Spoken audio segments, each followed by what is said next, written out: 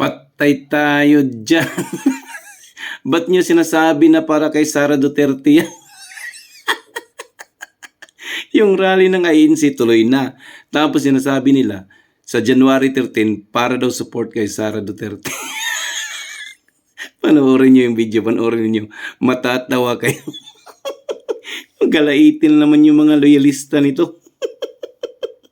Pinaghahandaan na ng PNP ang malawakang rally ng Iglesia ni Cristo sa January 13 po bilang suporta kay Vice President Sara Duterte. Ayon sa PNP, ang mga INC na taga Metro Manila, Central Luzon at Calabarzon ay magtitipon sa Liwasang Bonifacio sa Maynila.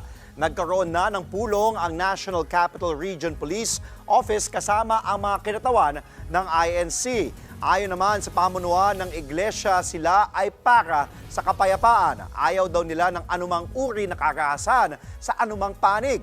Ang peace rally ng INC ay bilang pagtutol sa planong pagpapatalsik kay VP Sara.